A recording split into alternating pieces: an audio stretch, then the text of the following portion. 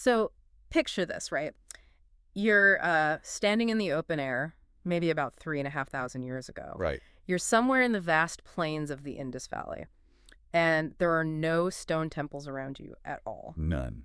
Zero architecture like that. Yeah, no grand statues carved from rock, no marble, just a simple pit dug directly into the earth. And the people standing around that pit with you believe, I mean, with absolute unflinching certainty, that the flame crackling in front of them is literally the only thing keeping the cosmos from completely collapsing. It's just raw, visceral survival. I mean, when you look at the anthropology of that specific era, humans are entirely at the mercy of the elements. Totally. So in that moment around the fire, you aren't just, praying in a passive or abstract sense. You are literally feeding the forces of nature so they can keep the sun rising and the monsoon rains falling. It's transactional. Exactly. It's an incredibly intimate, almost transactional relationship with the universe. You believe you're an active participant in keeping reality running. That paints such a stark picture. It's like survival mode on a cosmic scale. But now I want to ask you, the listener, to hold that image in your head and fast forward to right now. A bit of a time jump. A massive one. Think about a time you were sitting in a sterile, fluorescent-lit waiting room of a modern hospital. You're staring at the clock, feeling like a tiny, powerless cog in a massive, unfeeling, bureaucratic machine. We've all been there. Right. What if I told you that those two wildly different moments, that ancient fire ritual and your modern medical anxiety, are actually part of the exact same story? I mean, it sounds like a completely impossible leap on the surface, but that is exactly the journey we are taking today. We are tracing a continuous, unbroken thread of what the ancient texts call dharma. Dharma. Yeah, this profound foundational concept of cosmic order, righteous duty, and maintaining balance. And we are pulling from a massive and honestly fascinating stack of sources to trace this thread for this deep dive.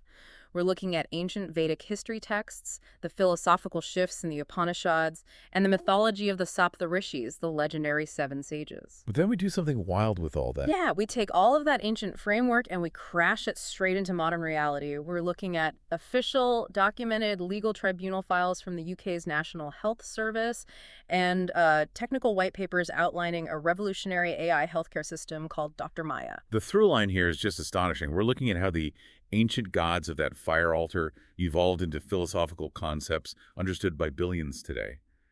And crucially, How the specific bloodline of an ancient warrior sage named Vishwamitra flows directly into a modern-day doctor. right, a modern doctor who essentially became a whistleblower, fighting an entire medical institution to sound the alarm on superbugs. So, listen, if you've ever felt like the healthcare system has stripped you of your autonomy, or, if you've ever wondered how to fight back against a massive bureaucracy, this deep dive is for you. We're looking at how ancient spiritual defiance holds a very real, very practical blueprint for taking back your medical freedom. But to understand the modern solution, we really have to understand the soil from which this entire philosophy grew. We have to go back to the world of those fire altars. Okay, let's do it. Let's go back to 1500 BCE. The Vedic cosmos. You mentioned it was survival mode.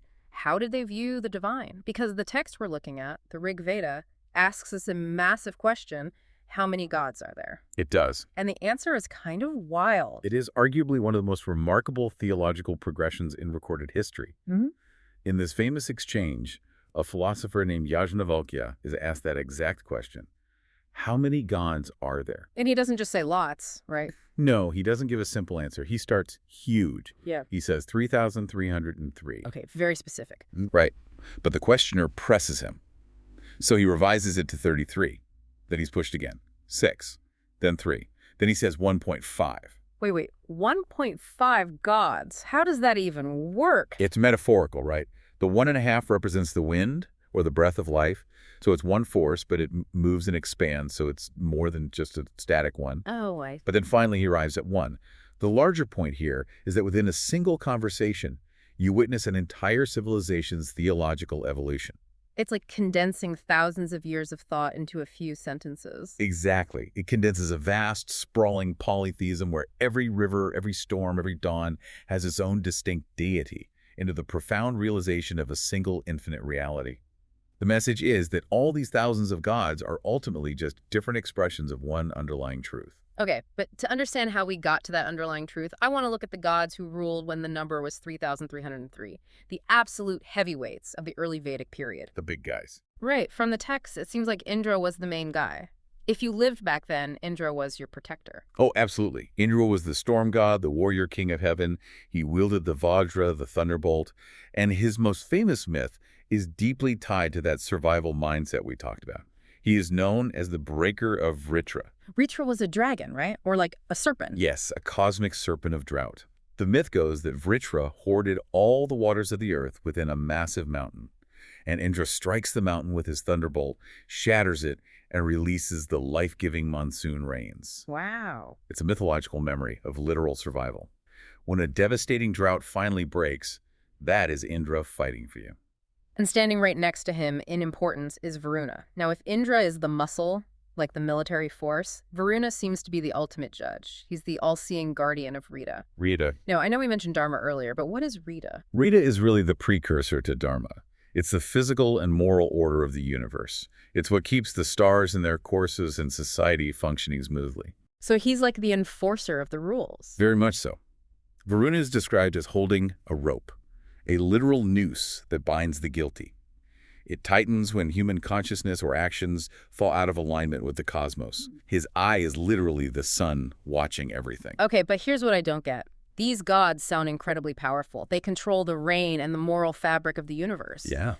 Why don't we see massive temples dedicated to Indra or Varuna today? Like, where did they go? They faded because human society shifted.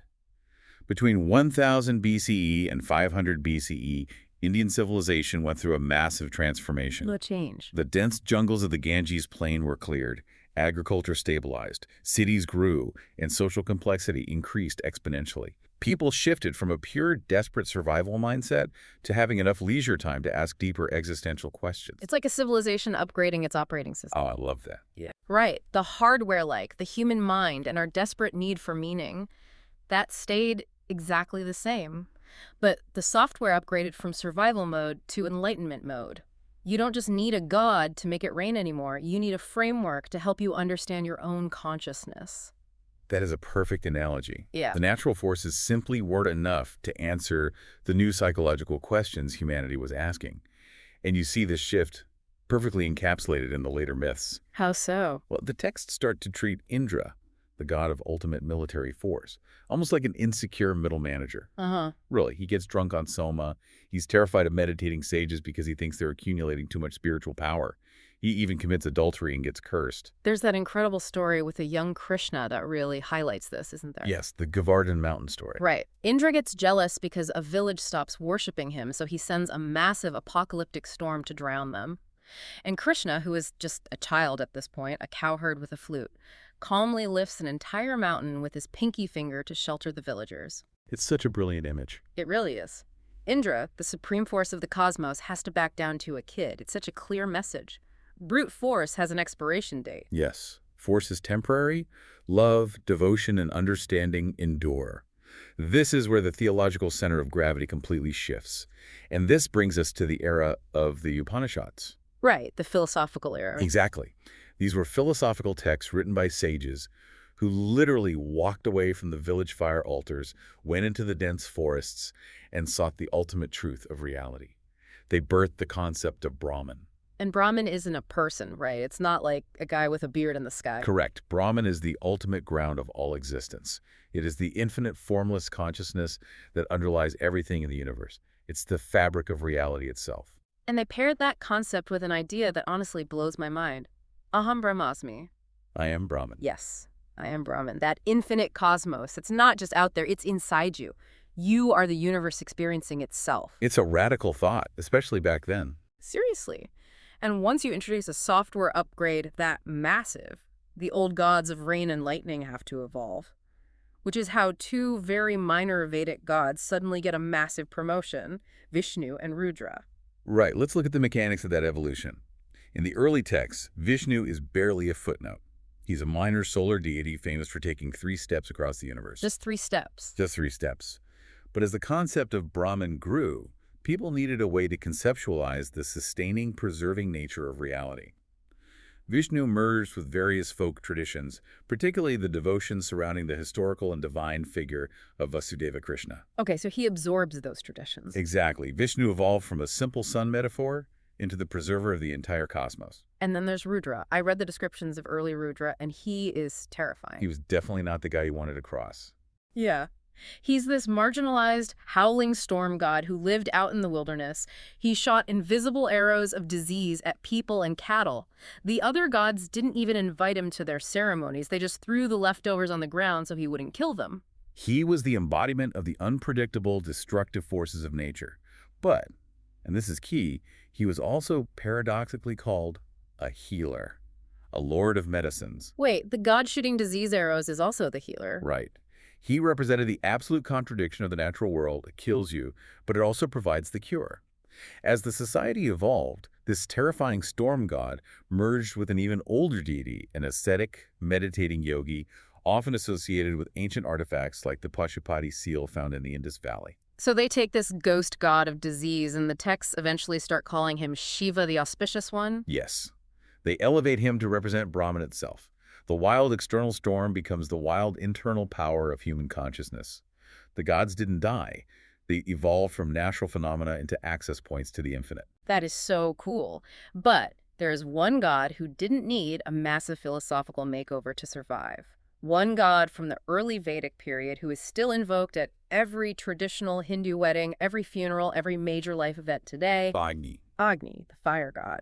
Why did Agni survive when Indra faded? Because of his function. In the Rig Veda, Agni is the Purohita, the very first priest. He is the divine messenger. Every offering you made to any god had to go through Agni's flames. So he's the middleman? Exactly. The fire consumes the offering and turns it into smoke, carrying it to the heavens. He was the ultimate cosmic postal service. You want to talk to Indra, you give your offering to Agni. But Agni's true survival mechanism was internalization. The Vedas taught that Agni existed in three forms: fire on earth, lightning in the sky, and the sun in heaven. But crucially, he also lived inside the human body. You mean like the fire of digestion? Exactly, the metabolic heat, the warmth of a living body versus the coldness of a corpse, and by extension, the spark of consciousness itself. That makes so much sense. Agni survived because he didn't need to become an abstract philosophical concept. He was already intimately connected to the daily, physical reality of human biology and awareness. That realization that the divine fire isn't just out there in a pit, but physically inside you, feels like the hinge point of our entire story today. Because the gods were evolving, but the humans who communicated with them were evolving too. Very much so. The ones tending the fire were discovering the power of their own minds. Which brings us to the Saptarishis, the seven sages. Yes, the stargazers. If you look up at the night sky, you can see them. In the West, we call it Ursa Major, the Great Bear. But in the ancient Indian astronomical tradition, those seven stars are the Saptarishi Mandal. Now, who were they? Were they historical people or purely myth? They exist in that fascinating liminal space between myth and memory. The texts describe them as the mind-born sons of Brahma, the creator. Their names are Altri, Rigu, Kashyapa, Vashista, Gotama, Bharadwaja, and Vishwamitra. That's quite the lineup. It really is. Yeah. And they weren't just philosophers pondering the universe. They were the original architects of civilization. They are credited with bringing humanity the knowledge of astronomy, ancient medicine, agriculture, and the fundamental sound vibrations, the mantras that order reality. We need to zero in on one of them in particular because his specific bloodline is the entire reason we are doing this deep dive. Sage Vishwamitra. Vishwamitra. His story is basically the ancient world's ultimate narrative of disruption. It really is. See, most sages were born into the Brahmin caste, the scholars, the priests, the ones who had a monopoly on spiritual authority. Establishment, basically. Exactly. But Vishwamitra was not. He was born in Kshatriya. He was a warrior king named Kaushik. He commanded vast armies, had unimaginable wealth, and held absolute military power. He is the definition of earthly institutional authority. But then he has an encounter that completely shatters his worldview. Walk me through the clash with Vashista. So King Kaushik is traveling with his massive army, right? And they stop at the serene forest ashram of sage Vashista. Vashista possesses a divine wish-granting cow named Kamadhenu. A wish-granting cow. Yeah, it's a symbol of infinite cosmic abundance. Kaushik watches as this single cow effortlessly produces a massive feast to feed his entire army. Being a king, his immediate instinct is acquisition.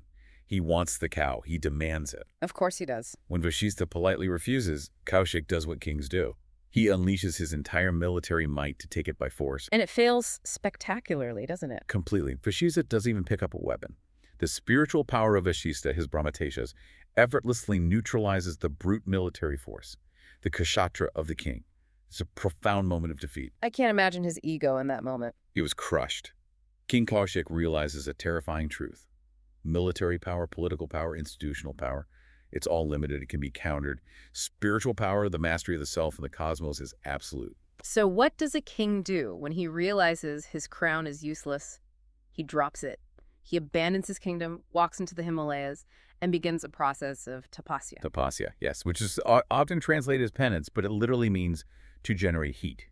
It is intense, grueling, physical and mental discipline. Like hardcore meditation. Right. It's meditation so profound that it generates cosmic energy. He decides he will not stop until he transforms himself from a warrior king into a Brahma Rishi, the highest order of sage.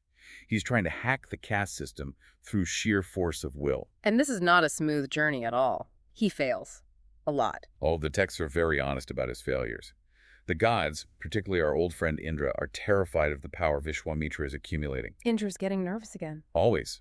Indra sees a mortal building a massive reserve of cosmic energy and decides to sabotage him. He sends a celestial nymph, Manaka, to seduce him and break his focus. And it works. He falls for it. He loses years of accumulated spiritual power, has a child, and basically has to start all over. But that is exactly what makes Vishwamitra so crucial to our story. He doesn't quit. He falls to human weakness, he acknowledges it, and he goes right back to the mountain. He keeps pushing, his willpower is just relentless. He eventually achieves his goal, right? He becomes a Brahma Rishi. He does. But he doesn't just join the establishment and sit quietly. He actively reshapes the cosmos. Like he discovers the Gayatri Mantra. Which is arguably the most sacred and powerful sound vibration in all of Hinduism today. It's a mantra dedicated to the spiritual illumination of the intellect. But his most famous act of defiance involves a king named Trishanku. Oh, I love this story so much. Tell the Trishanku story. Okay, so Trishanku wants to go to heaven in his physical mortal body. The gods say absolutely not. That's against the rules. It's a bureaucratic impossibility. Right. The cosmic administration denies his application. So Trishanku goes to Vishwamitra, and Vishwamitra gets so angry at the rigid bureaucracy of the gods that he decides, fine, if you won't let him into your heaven, I'll build my own. That's wild. He literally uses his immense spiritual power to engineer a completely alternate universe, Trishanku Swarga, just for this guy. That is the ultimate flex. Vishwamitra is the patron saint of defiance. He proves that greatness isn't an accident of birth. It is achieved through willpower and adherence to Dharma. Exactly. He didn't accept the universe as it was handed to him by the authorities. When the system was broken, he built a new one. And hold on to that specific idea, because this isn't just a fascinating mythological case study. This brings us to the concept of Gotra, which bridges the ancient world to the modern one. Okay, so what exactly is a Gotra? I've heard the term, but how does it function? Think of Gotra as an ancient system of maintaining ancestral identity. It traces an unbroken genetic and spiritual lineage back thousands of years to one of these original sages. So it's like an ancient family tree. Sort of, but deeper. It's a way of saying, I carry the specific traits, the memory, and the spiritual mandate of this ancestor. And the central figure of our deep dive today, the modern doctor we mentioned at the start, Dr. Kadiyali Srivatsa. He belongs to the Vishwamitra Gotra. Yes, he literally carries the bloodline of the warrior who defied the gods to build a new system. But his ancestral connections go even deeper than just the name Vishwamitra. The sources detail the history of his specific family, the Upadhyaya lineage of Kadiyali. We have historical records, literal stone inscriptions, dating back to August 11, 1400 CE, during the reign of the Vijayanagara Empire under King Harihara II. Wow, that's specific. These inscriptions reveal that Dr. Srivatsa's ancestors served as Astama Vidwans. What does that mean, Astama Vidwans? It translates to eightfold scholars. They were the elite intellectual guardians of knowledge at the highly prestigious Sringeri Matha, which is one of the most important centers of Hindu theology. They were rigorous academics and spiritual leaders. But there's a temple connection that really grounds this for me. The Upadhyaya family is intrinsically tied to the Uluru Kartikeya temple in Karnataka. Why is that significant? Because of who Kartikeya is. Also known as Murugan, he is a deeply complex deity. On one hand, he is the god of war, the commander of the celestial armies. Okay. But simultaneously, he is the divine physician. In the ancient Ayurvedic worldview, diseases and severe infections were often conceptualized as demonic entities invading the body. Kartikeya is the warrior healer who destroys these demons. The warrior healer. And the lineage is also connected to a Naga Devata temple, right? Yes, honoring serpent deities. In Indian tradition, serpent wisdom is deeply tied to medicine, specifically the knowledge of toxins, venoms, and their antidotes. So let's look at the psychology of this ancestral inheritance. You have the Vishwamitra Gotra, a legacy of fierce defiance, sheer willpower, and challenging corrupt authority. Right. You have a centuries-old history of rigorous, unyielding scholarship. And you have a spiritual mandate tied to a warrior healer god who fights poisons and diseases. It's a potent mix.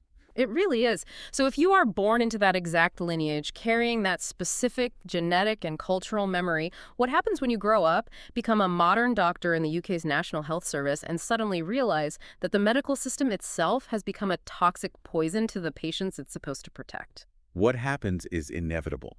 You fulfill your dharma, you go to war with the system. I want to pause here and ask you, the listener, to think about this in your own life. Think about your deeply ingrained values. Maybe it's a sense of justice you inherited from your grandmother, or a stubborn streak you got from your dad, or just a desperate need to protect the vulnerable. We all have those inherited traits. We do. And how do those traits manifest when you are pushed into a corner by a massive faceless institution? Because for Dr. Srivatsa, being pushed into a corner by healthcare bureaucracy ignited a 3,500-year-old spark. So let's transition to that modern battlefield.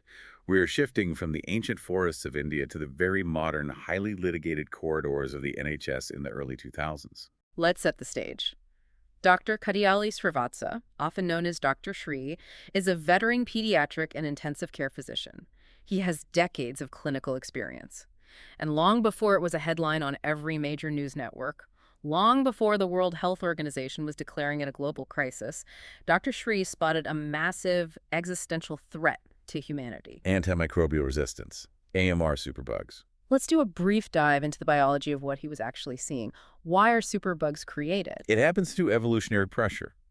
When a doctor prescribes an antibiotic, it kills the susceptible bacteria. Which is what it's supposed to do. Right. But if the prescription was unnecessary, say for a viral infection, which antibiotics cannot treat, or if the course isn't finished by the patient, the strongest, most mutated bacteria survive. They multiply. And they adapt. They do more than adapt. They even share their resistance genes with other bacteria through structures called plasmids. Over time, you breed strains of bacteria that no known medicine can kill. And Dr. Shri realized that the medical system's structure was practically designed to breed these superbugs. It wasn't just bad doctors, it was the bureaucracy forcing their hands. The sources detail what Dr. Shri viewed as the absolute anharma, the unrighteousness of the modern healthcare system. He watched the administration strip the empathy and the time out of medicine.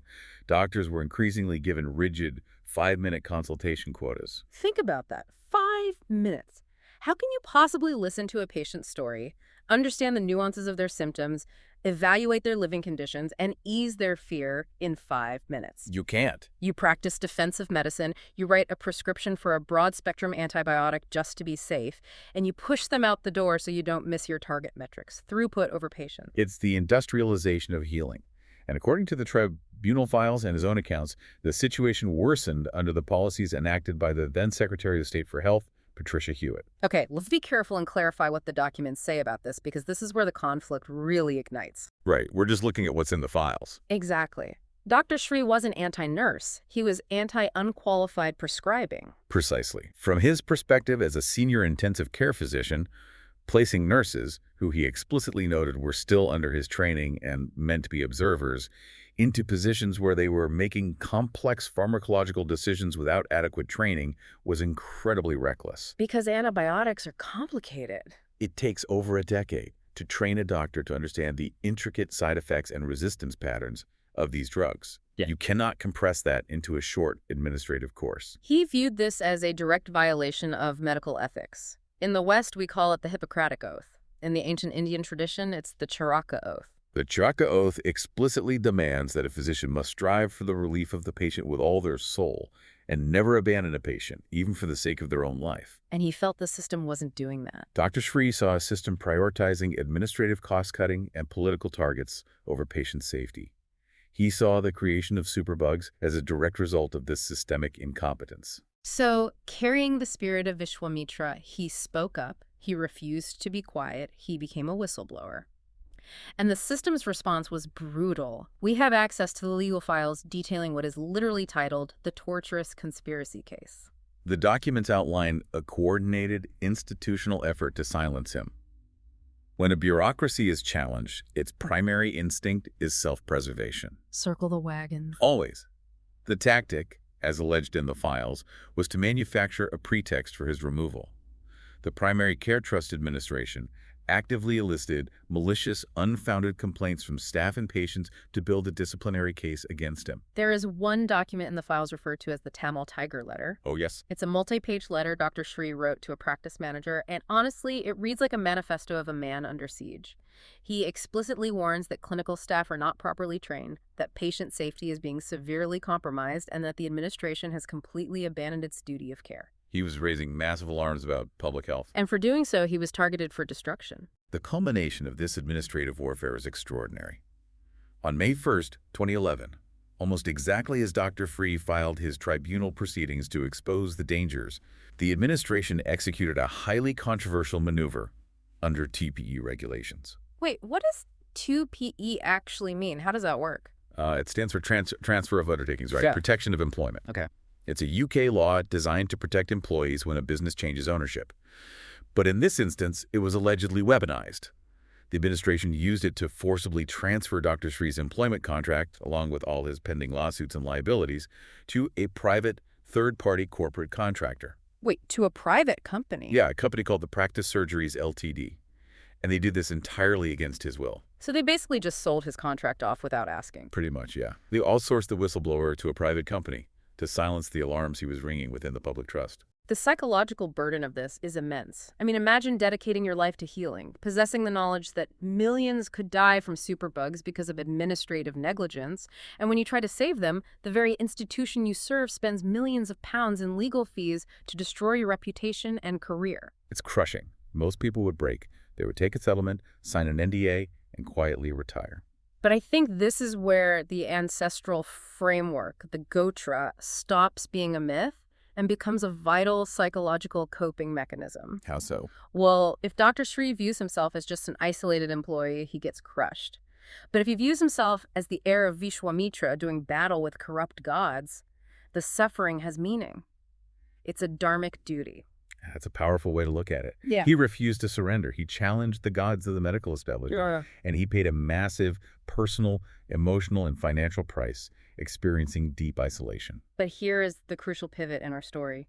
Vishwamitra didn't just fight the gods. When they blocked him from heaven, he built his own. You can't just tear down a broken system. You have to engineer a better one. And that takes us to Dr. Maya. Dr. Maya. Yeah, Dr. Sri didn't just write a bitter book complaining about the NHS. He took decades of frontline clinical experience, combined it with his ancestral understanding of holistic healing, and engineered a completely new paradigm for medicine. He created an artificial intelligence system named Dr. Maya GPT. Maya stands for Medical Advice You Access. But the white papers explicitly state that this is not just another symptom checker app like you find on WebMD. Oh, you mean the ones that just terrify you and tell you that you have 5 rare diseases? Exactly. Dr. Maya is fundamentally AMR preparedness infrastructure. Let's break down the mechanics of how this AI actually works, because it flips the entire model of medicine upside down. The current system is doctor-centered. Yeah. You have a symptom, you panic, you rush to the ER, you wait 6 hours, and an exhausted doctor gives you an antibiotic. Right. But Dr. Maya shifts this to a patient-centered model. It empowers you before you ever leave your house. How does it do that? The core engine of the Dr. Maya system is a revolutionary color-coded triage mechanism. Red, yellow, green, and blue. What makes it brilliant is its algorithmic approach to diagnosis. It doesn't let you input just one isolated symptom, like a headache. So you can't just say, my head hurts. No, it requires a combination of 3 symptoms. Why 3? Because medicine is about pattern recognition. A headache could be stress, or it could be a brain tumor.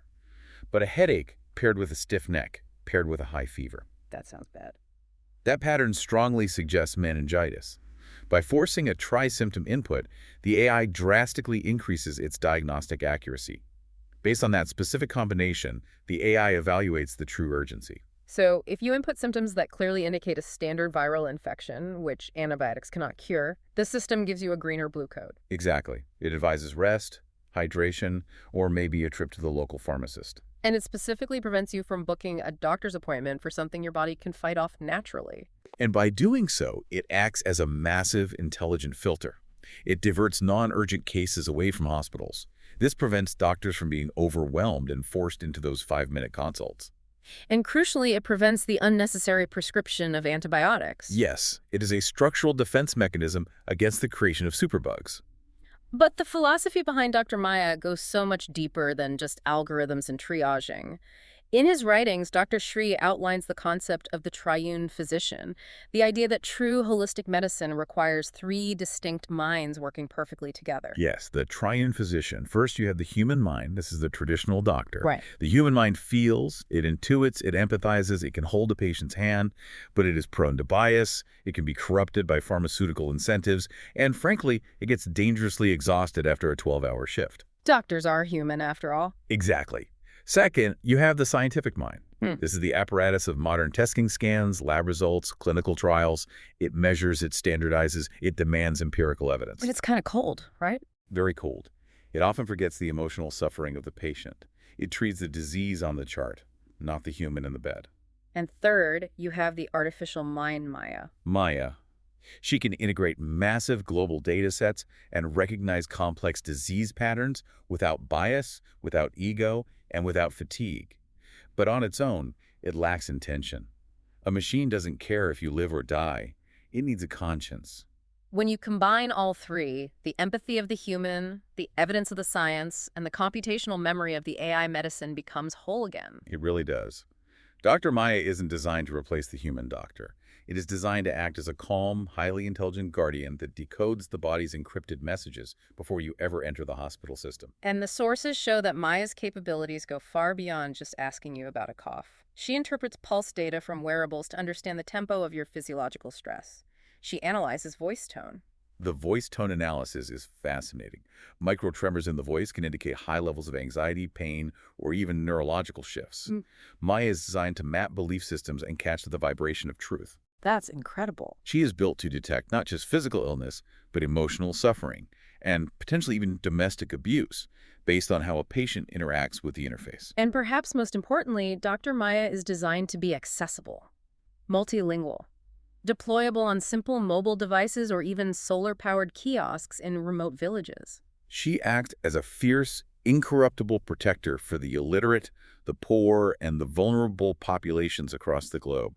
She is designed to break down what Dr. Sri calls the industry of fear. The industry of fear, which is basically the monetization of sickness. When you are terrified and don't understand what is happening to your body, you are incredibly vulnerable. You can be manipulated into expensive, unnecessary, and even dangerous treatments. Knowledge is the antidote to that fear. Think about you listening to this right now. Think about a time you sat terrified in an ER waiting room in the middle of the night.